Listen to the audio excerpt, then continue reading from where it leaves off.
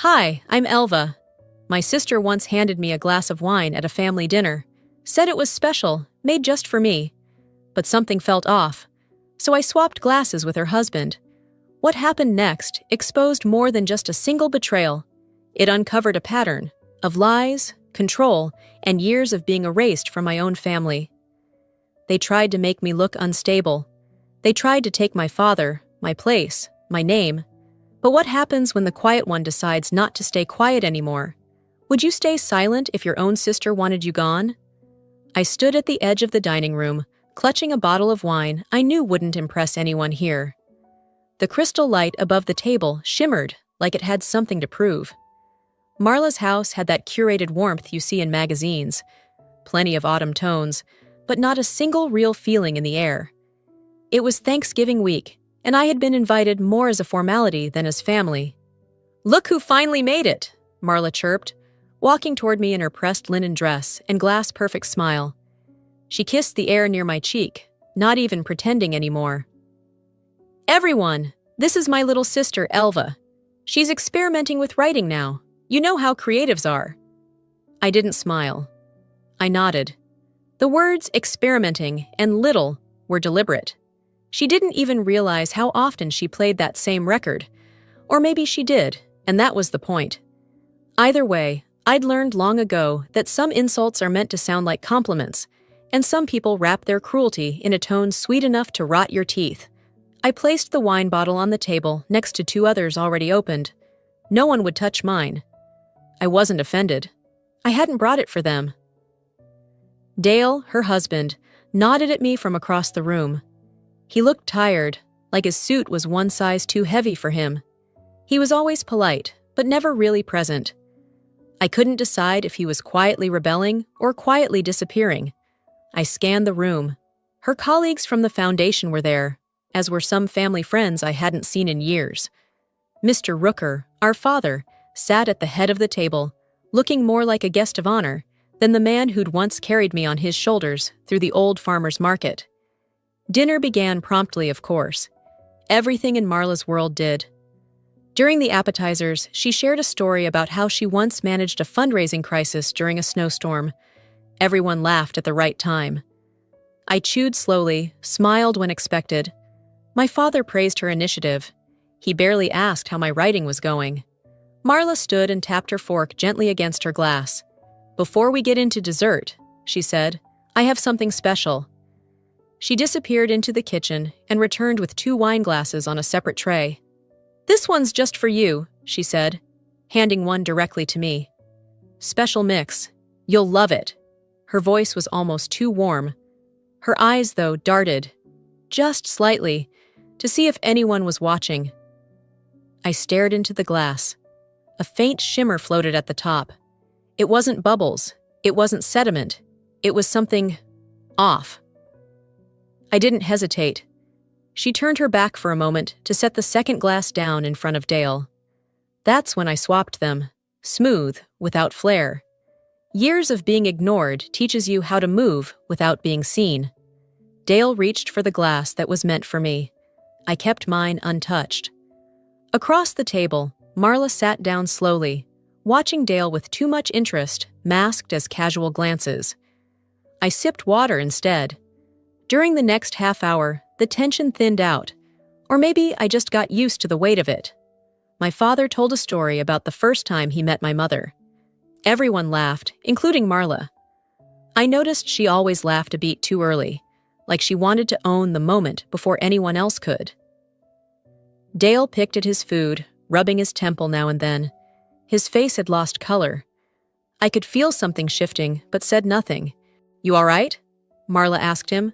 That same voice, half care, half performance. I just need some air," he said, his voice strained. But he didn't stand.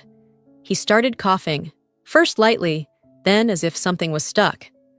Marla leaned toward him. "Dale?" He doubled over. Sweat formed above his brow. A low groan escaped his lips. Then he jerked back in his chair and reached for the edge of the table. Someone stood up. "Should we call?" "Dale!" Marla said louder this time, touching his arm with urgency, but not once looking at me. Not once. The dining room exploded in voices and motion. I sat still, hands folded. I watched. I listened. And for the first time that night, I didn't feel like the outsider. Because I knew exactly what had just happened. She hadn't made that drink for her husband. She made it for me. And in that moment, I knew. She didn't just want to humiliate me. She wanted to erase me. Dale's chair scraped loudly against the hardwood floor as his body slumped forward. The panic that followed came in waves. First gasps, then chairs being pushed back, glassware clinking from a nearby buffet, and a voice I didn't recognize shouting, "Somebody call 911!" Marla froze for a beat.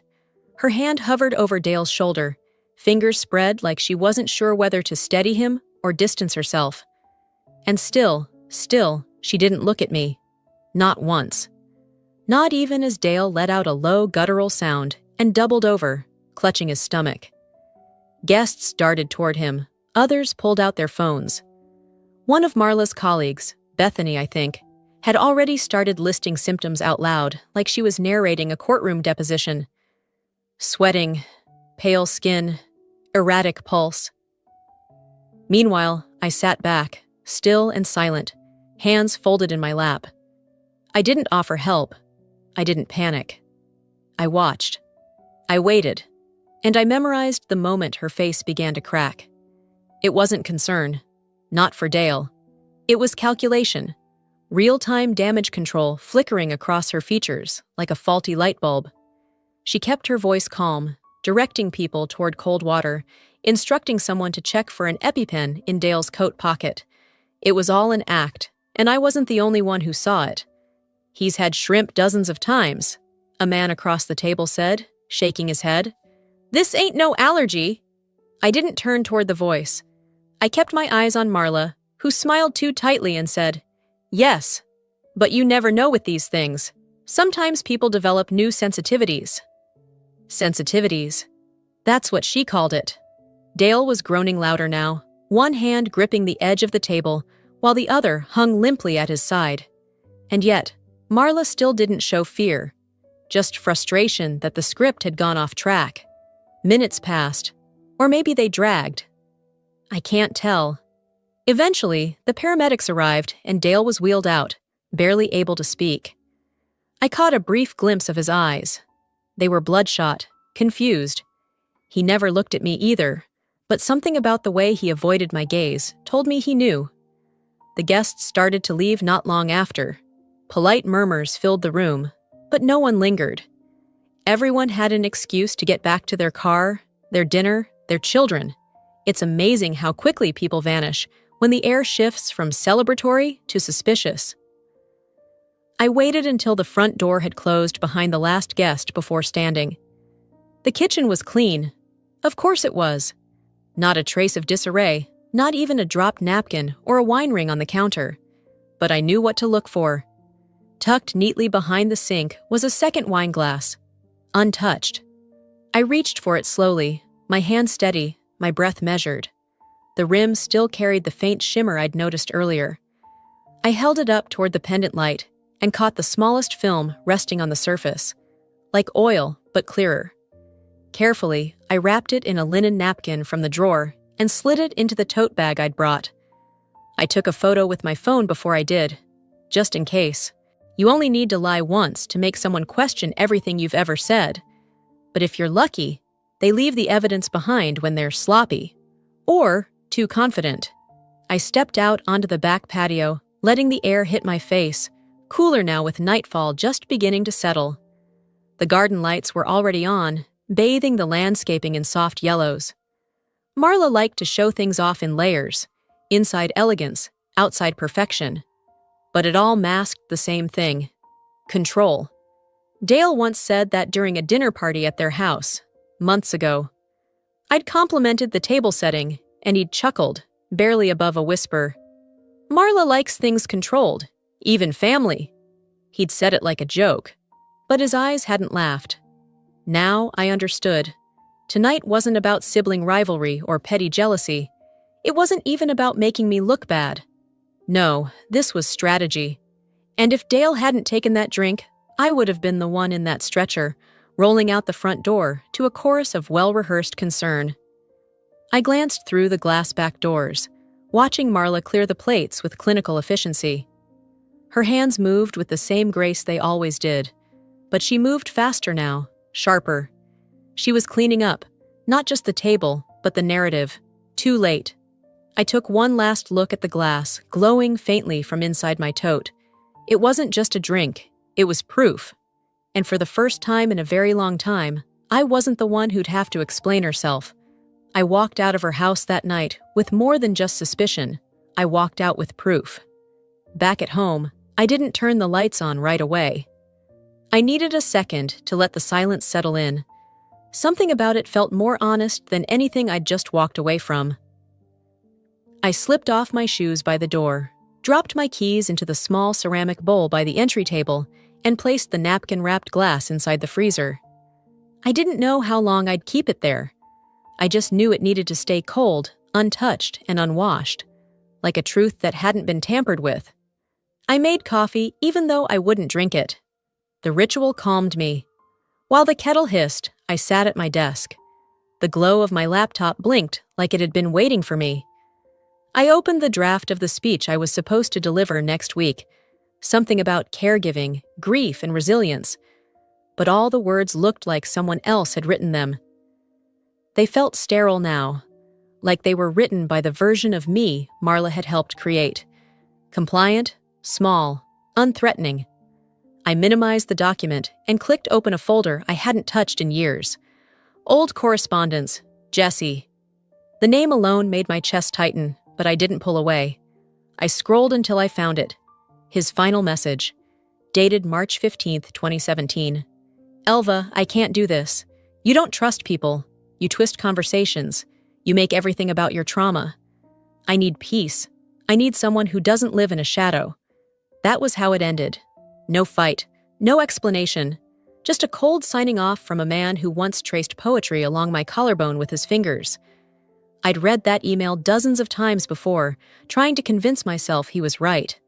That maybe I had been too much, too damaged. But this time, something about it hit differently. The phrasing felt off, like he was responding to something I never said. I read it again, slower, and then it clicked. That winter, weeks before Jesse pulled away, I'd gotten a strange voicemail from an unknown number. I hadn't saved it, but I remembered the words almost perfectly. You don't deserve someone like Jesse. You're going to ruin him. He doesn't need your broken parts. At the time, I'd assumed it was someone from his side. Maybe an ex, a jealous friend. But now, sitting here with my stomach still knotted from the night before, that voice came back to me with chilling clarity. It wasn't a stranger's voice. It was Marla's. She hadn't just taken Jesse from me. She had whispered poison into his ear the same way she'd tried to slip it into my glass. The kettle whistled sharply, slicing through my thoughts. I turned it off, letting the steam rise and fade into nothing. I reached for the wooden chest on the bookshelf. My mother's journals were in there, sealed with an old leather strap. I hadn't opened them in years. I wasn't sure if I'd find what I was looking for, but something told me she'd seen this coming. Maybe not this exact moment, but the storm building behind my sister's smile. I flipped through pages until one caught my eye. A half-written entry, the handwriting rushed and angled. Marla always resents how Elva shines without trying. The words hit hard, not because I didn't believe them, but because deep down, I always had. Mom never said it aloud, but she must have known. She'd watched Marla sharpen her edges over the years, always needing to be the one who fixed, solved, managed. I was the mess that refused to stay in her lines. I turned the page. I wish I knew how to protect them both from each other. There was no punctuation, no closure, just that. Like even in her final reflections, our mother didn't know how to untangle the weight between us. She didn't choose sides. She just carried both burdens in silence. I rested my hand on the journal, letting the weight of those words anchor me. My mother had tried. Quietly, gently, but she hadn't been able to stop it. That's when I realized Jesse was never the one that got away. He was just another page Marla had edited. I closed the journal and leaned back in my chair. My apartment was still, the kind of stillness that only comes after you stop looking for answers and start gathering evidence. She hadn't just sabotaged my life, she rewrote it, line by line, like it was hers to edit. By the time I left my apartment 2 days later, the air outside had that crisp clarity that only comes after a cold front. I hadn't planned on meeting Marla, but she'd texted me that morning. Want to grab coffee? Just us. No tension, no punctuation, no emojis. She always kept her digital tone as composed as her real one. I arrived 10 minutes early at the cafe she picked. Neutral ground. Not one of her usual haunts, but not a hole in the wall either. Asheville had no shortage of quaint places where people smiled at you without meaning it. I chose a seat near the corner, not too exposed, but close enough to overhear the entrance if I had to. While I waited, I stirred my tea, more out of habit than taste. That's when I heard it. Her voice drifting from behind me, soft and familiar, but with that edge she only used when she thought no one was watching. She's always been fragile, Marla said. You know, dramatic. She just needs supervision, not attention. I didn't turn around. I didn't even blink. Her voice was aimed at someone sitting across from her. Probably another one of her foundation friends or a mutual acquaintance she trusted. But I knew the tone. It was the one she used when she wanted people to believe they were helping her manage a crisis. Me, of course, without realizing they were just being recruited. I pulled out my phone, one tap, and it started recording audio. She's unpredictable, Marla continued, laughing a little like it pained her to say it.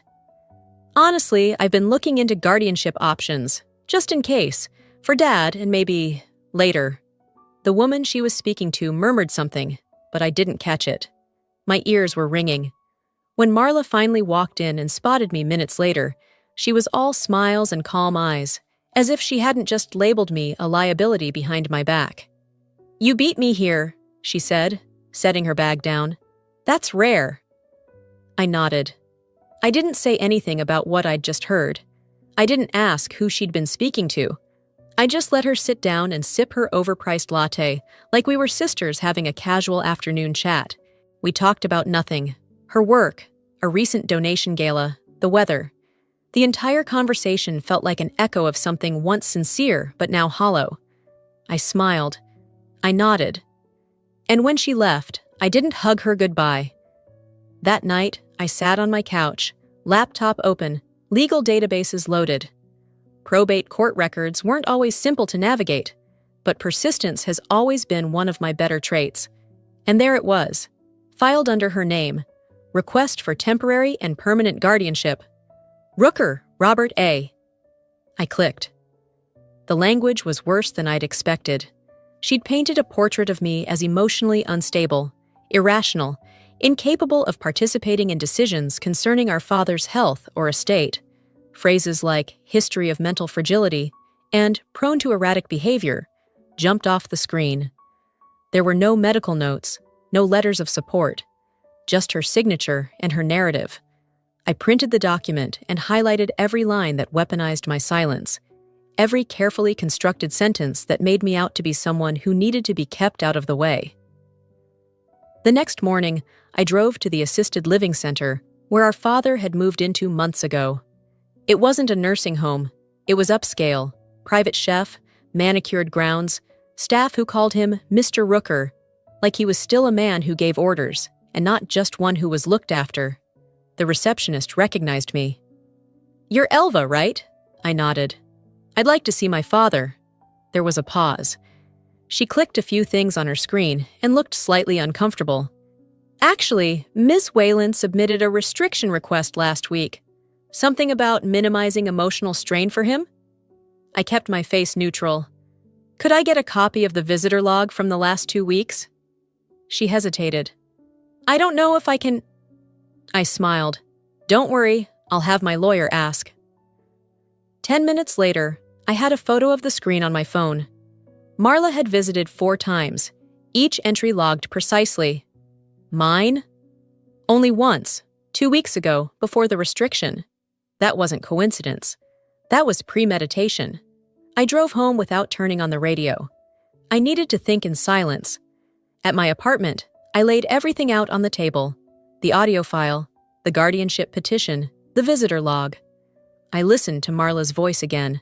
How casually she rewrote me into someone fragile, someone inconvenient. She didn't just want to control Dad. She wanted to erase my voice, one legal form at a time. That night, I didn't cry. I didn't rage. I made a list: names, contacts, next steps, and I sent a message to someone who owed me a favor, someone who knew a judge. If Marla wanted guardianship, I'd let her plead for it in front of a courtroom full of people who wouldn't fall for her curated concern. She wants guardianship? She can have a courtroom instead. The next 3 days passed in that strange blur where your body functions, but your mind never quite lands. I checked things off my list, followed up with the court contact, sent over documentation, set reminders to call Dad's lawyer. And still, I couldn't shake the feeling that something else was coming. When Marla made a move, she never just made one. On the third morning, I was rinsing a mug when my phone rang. Unknown number. I let it go to voicemail. A few seconds later, it rang again. Same number. Against better judgment, I answered. "Elva Rooker?" a man's voice asked. "I'm Dr. Michaels, your father's general practitioner." I shifted the phone to my other ear, suddenly alert. "Yes, this is she." I wanted to touch base regarding an email we received. Anonymous, but fairly detailed. It claimed you've been showing erratic behavior and may pose a risk to your father's safety. I didn't speak for a full beat. It referenced personal history, mood instability, impulsive tendencies, even implied there were prior incidents. "Do you have a copy?" I asked, keeping my voice even. "I can forward it, but you should know it was vague enough to avoid direct slander." Still, given its tone and context, I felt obligated to reach out. "Thank you," I said. "Please send it. And if anything else like this comes through, I want to know." He hesitated. "Is there something I should be aware of?" "I think you're already starting to see it." An hour later, the email hit my inbox. It came from a generic Gmail, no signature, no details I hadn't already guessed. But the phrasing, it was unmistakably hers. Elva's emotional volatility has always been a concern in our family. As her sister, I've tried to support her, but now with Dad's health declining, I worry she might act out of misplaced stress or resentment. Out of all the tools in Marla's arsenal, this one cut the deepest. She wasn't just trying to keep me away. She was reshaping the way others saw me. Quietly, methodically. I stared at the screen, jaw set, until the letters blurred. I didn't cry. I didn't throw anything, but I saved the file, labeled it Weapon 1. That night, I sat in bed scrolling through the family group chat. It had been unusually quiet lately, and something about that felt off. I refreshed the thread and saw it. A new one. Rooker family, updates. Photos filled the screen. Dale, resting in a hospital bed, giving a weak thumbs up. A selfie with Marla at his side. A caption, "He's recovering well. Thanks for the prayers."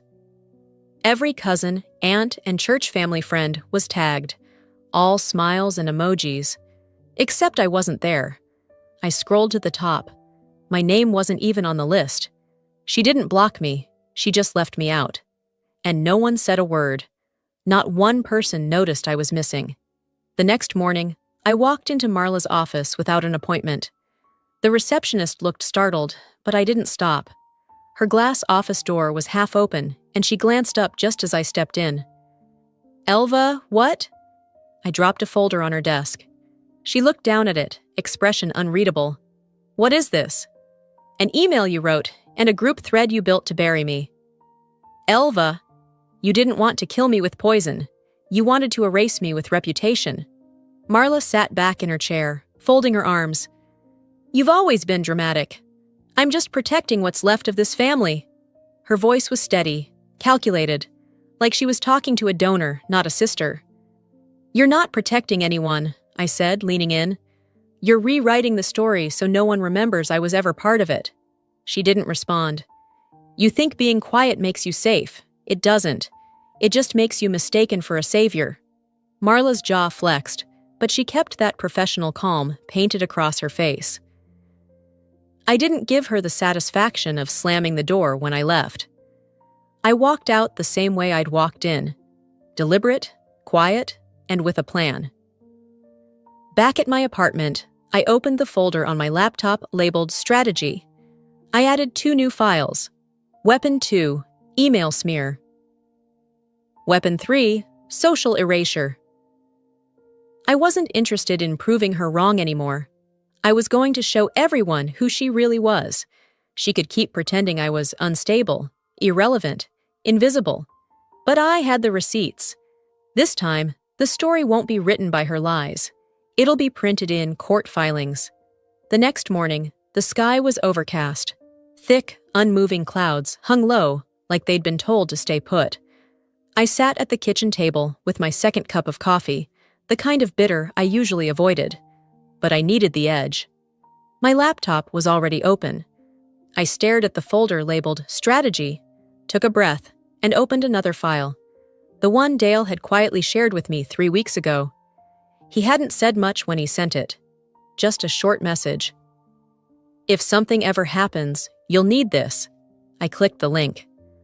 The screen loaded with a low-resolution video, security footage from Marla's kitchen, the same night she'd hosted that lovely little dinner in her curated colonial home. The clip didn't need sound to tell its story. She stood at the counter, back to the camera, glass in one hand, a small vial in the other. She didn't even flinch when she tipped the contents in, gave it a light stir, and scanned the hallway. Nothing about her moved like someone acting on impulse. Every motion was precise, familiar. I paused the video at the frame where the shimmer hit the surface of the wine.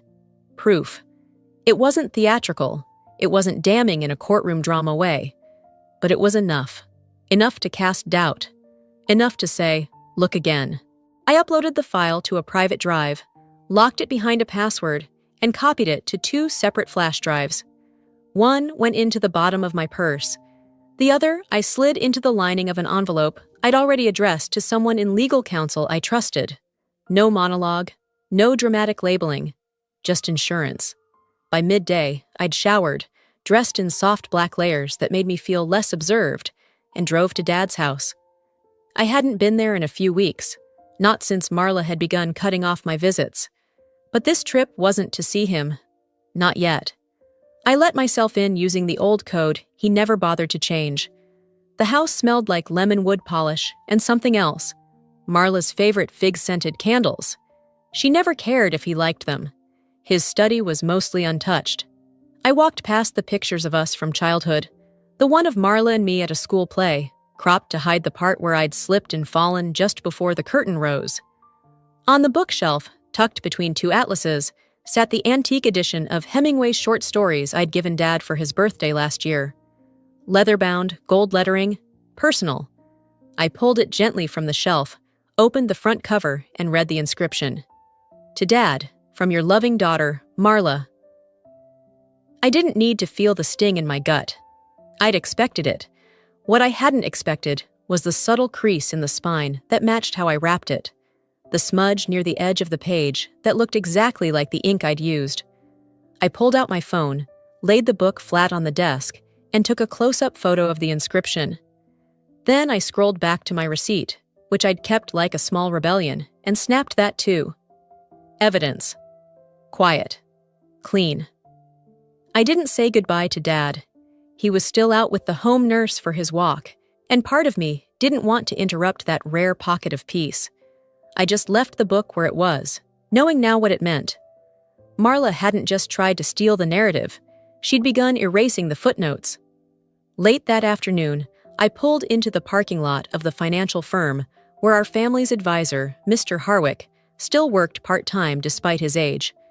I'd asked for a meeting, told him it was about updating Dad's documents. Marla arrived 5 minutes after me, immaculate as always, expression unreadable. Dad was already inside, waiting patiently, legs crossed, cane beside him. He didn't say much these days, but his presence still held weight. Mr. Harwick welcomed us, offered bottled water, then gestured to the long table in the conference room. "Thank you both for coming. I understand you wanted to discuss the estate distribution?" "Correct," I said. I reached into my tote, pulled out 2 folders, and placed them in front of him. "Let's start with this." I opened the first folder. Inside, photographs. One of the book, one of the forged inscription, one of the receipt. And this. I opened the second. A still frame of Marla's hand holding the vial over my glass. No one spoke. Marla leaned forward, studied the images.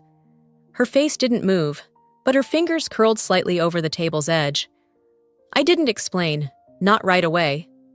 "Finally," I said, "if anyone here thinks this is about money, they've never been the child who watched their name vanish from their own story." Dad looked at me. For the first time in a while, his eyes didn't seem distant. They held recognition. And something else, regret. Mr. Harwick cleared his throat. "Given this, I believe we should revisit the distribution terms of the estate." Marla's jaw tightened. She gave a short, practiced smile. "You want a war?" I shook my head. "No, just the truth. And I'm not the one who's afraid of it." I didn't stay for the rest of the meeting. I'd said what needed to be said. My part was done, for now. For the first time, I wasn't defending myself. I was making her explain. 2 days after the confrontation in Harwick's office, I found myself sitting in the county records building, tapping my pen against a clipboard I hadn't needed in years. There's something oddly sterile about those kinds of places. White walls, faded posters, about property taxes, air that smells like paper that's been sitting too long. But I wasn't there for nostalgia. A line from Mom's journal had been bothering me, looping back over itself in my head like a scratch on a vinyl record. She only feels safe when she's in control. She'd been writing about Marla, of course, though she never named her outright. That's the thing about our mother. She never pointed fingers. She documented. Quietly, thoughtfully, like someone preparing a trail of breadcrumbs. I followed them.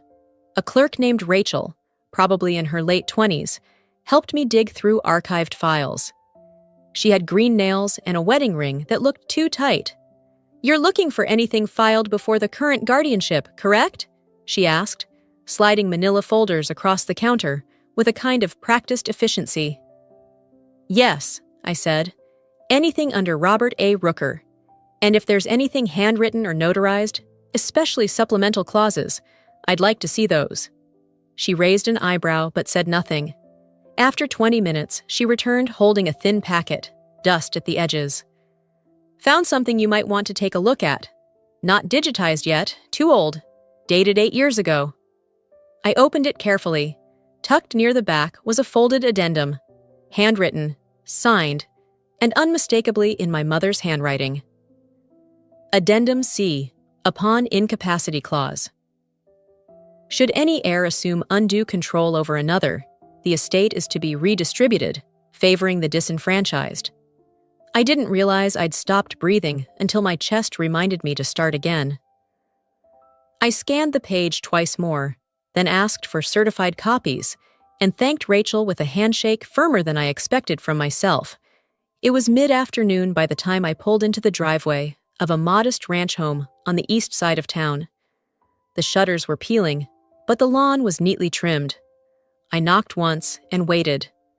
The door opened to reveal Mr. Lawton, retired attorney, former partner in Dad's old firm, and one of the few people my mother had trusted with anything. "Elva," he said, surprised. "Well, haven't seen you since.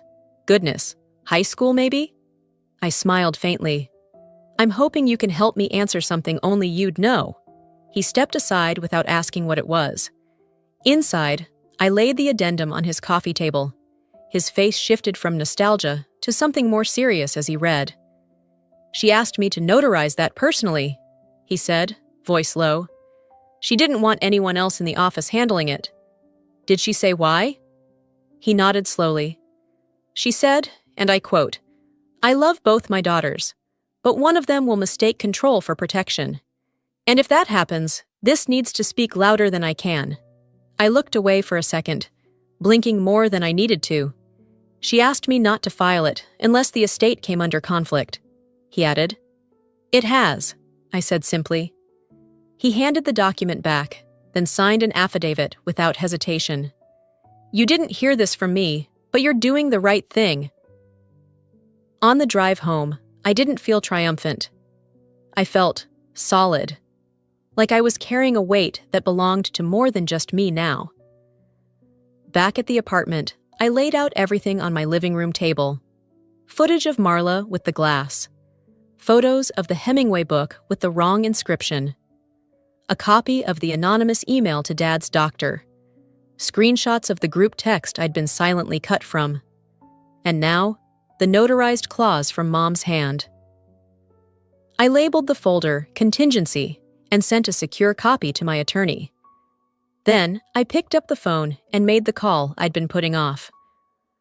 Hi, this is Elva Rooker. I'm requesting an emergency hearing to petition for independent supervision of my father's estate. No emotion in my voice, just facts. It was the kind of calm that doesn't come from peace, but from certainty.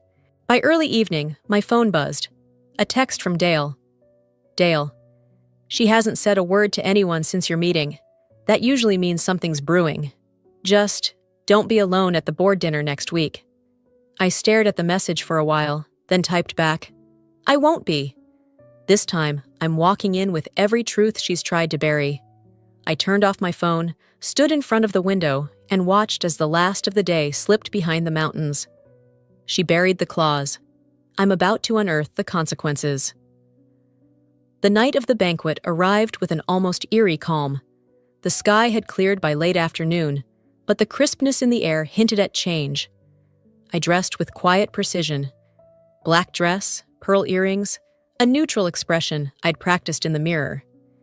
The USB drive was tucked neatly in a side pocket of my purse, alongside a spare if things went sideways. Not that I planned for chaos, but I knew better than to expect anything else when Marla was involved. The event was held at the Central Hall downtown, a grand, high-ceilinged venue used for charity dinners and political fundraisers. I arrived 15 minutes before the program started. Just enough time to be seen but not studied. Dale spotted me across the room. He gave a slow nod. No smile. But that was more than I needed.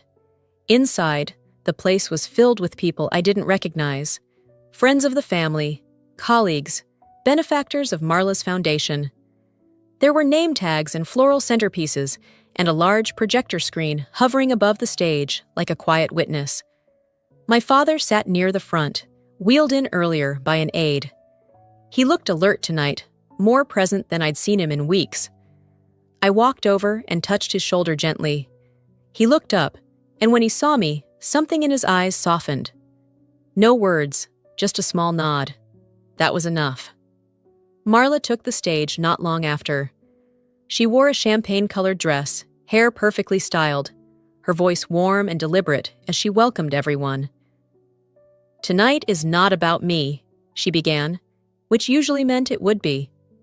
It's about a man who taught us the value of resilience, of doing the right thing, even when no one's watching. There were slides, of course, a perfectly curated trip through our childhood. Marla's piano recitals, family vacations, holidays, award nights. My face flickered in exactly 2 photos, once as a toddler and once standing blurry in the background of a beach shot, holding a towel. Not one mention of my name, not once. Applause came easily when she finished, the kind of clapping you do out of habit. And just as the MC moved to take back the mic, I stood. I was asked to say a few words, I said calmly. I hope that's still all right. The room quieted like someone had dropped the volume dial.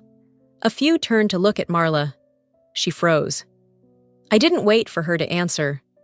I stepped forward, removed the USB from my purse, and handed it to the technician off stage. Can you play this, please? The lights dimmed. The screen went black. Then it began. Marla at the kitchen counter, her hands moving with practiced ease. The vial, the wine glass, stirring, glancing over her shoulder. Next slide. An up-close photo of the Hemingway book, the inscription bearing her name, followed by the receipt I'd found, time-stamped with my signature. Then came the screenshots, the email smear, the private group text from which I'd been excluded, and finally, a scanned image of Addendum C. Our mother's handwriting, her signature, the clause she'd written years ago. Should any heir assume undue control over another, the estate is to be redistributed, favoring the disenfranchised. No narration, no music, just silence. And the truth. Marla stood up halfway through, walked toward the projector like she meant to stop it. But Dale, standing near the side of the room, gently stepped in her way. She didn't fight him. When it ended, there was no applause. Only stillness. The kind that doesn't ask for confirmation. Just acknowledgement. I turned toward my father. His eyes were glassy, hands trembling slightly in his lap. "I didn't know," he whispered. "You don't need to fix it," I said, voice low, meant for him alone. "You just need to see it." He nodded. And that was it. The evening unraveled quietly after that. No shouting, no grand gestures, just murmurs, people avoiding eye contact, slow exits under the weight of discomfort. Marla disappeared without saying goodbye. I watched her slip out a side door, heels clicking a little too fast. I stayed long enough to see the flowers on the table start to wilt. Near the buffet, my phone buzzed. National Conference Board. "We've moved your keynote to the primetime slot. Full broadcast confirmed." I stared at the message, letting it sink in. All that time, she'd tried to crop me out of the picture. But now I was the headline. I left the hall with my coat draped over my arm, walking slow through the cool night air. People glanced at me, some with sympathy, others with curiosity. But I kept my head level. Tomorrow, I speak to the world. But tonight, I spoke to the truth. 2 days later, I stood behind the curtain at the National Conference Hall in Washington, D.C., fingertips brushing the edge of a worn note card I didn't plan to read from. The room beyond was full, chairs lined with strangers and colleagues, local officials, and families who came not for me, but for something to believe in. It didn't matter. I wasn't here for applause. The stage manager gave me the nod. I stepped forward into the light. I adjusted the mic, inhaled slowly, and let the silence settle. Not the uncomfortable kind, but the kind that clears a path. "I used to believe silence protected peace," I began, voice steady. "But now I know, it only protects power." There wasn't a flicker of movement in the room. "I'm not here to accuse anyone. I won't name names, but I want to talk about what happens when truth is treated like an inconvenience. When families function more like curated press releases than places to be known." I told them about my father, his quiet strength, the way he used to hum old hymns when he forgot the words to conversations, about how caregiving was more than medical schedules. It was about memory, dignity, forgiveness. I told them about being erased, not with force, but with omission, and how the most dangerous kind of betrayal often looks like protection on the surface. There were no dramatics, no raised voice, just truth, laid bare, moment by moment. When I finished, I stepped back, thanked them, and walked off stage without waiting for what came next. Behind the curtain, the coordinator squeezed my hand gently. "You didn't just speak," she said. "You echoed something half this room has lived through." By the time I made it to the lobby, I'd already received 2 messages. The first was from a woman I'd never met. Elderly, elegant handwriting in a note that read, "You said what many of us lived, but never had the words for. Thank you for finding them." The second was from Dale. "Dale, she won't admit it, but she heard you. And she's shaken." I didn't reply. There wasn't anything left to say. The next morning, I boarded a flight back to Asheville. I didn't check my email until I'd landed. Among the newsletters and work requests was a message from the estate court. I opened it on the tarmac, standing by the window. Subject: Final notice. Estate ruling body. Guardianship temporarily revoked. Independent fiduciary assigned. Ms. Weiland removed from legal authority over all estate matters. No headlines, no cameras. Just a quiet reversal. The kind of justice that doesn't need to be loud to be real. When I got home that evening, the apartment was still. I watered the plants, made tea, folded the throw blanket on the couch I never quite sit on properly. Life, it seemed, had found its edges again. Later, I heard a knock. I opened the door to find my father standing there with his cane and the aide a few steps behind. "I asked to stop here first," he said, "if it's all right." I stepped aside and let him in. He didn't stay long, just enough to look around the room, nod to himself, and hand me a worn envelope. Inside was an old photograph, me and Marla as kids, sitting on the porch, ice cream melting in our laps. But this wasn't the edited version she'd used for the slideshow. My face wasn't faded. I wasn't cropped. I was there, fully, freely. "I found the original," he said, "not the one she used." I sat down next to him, the photo in my lap. "I should have asked more questions," he said softly. "You shouldn't have had to," I answered. "But thank you." We sat there a moment longer. No need to say more.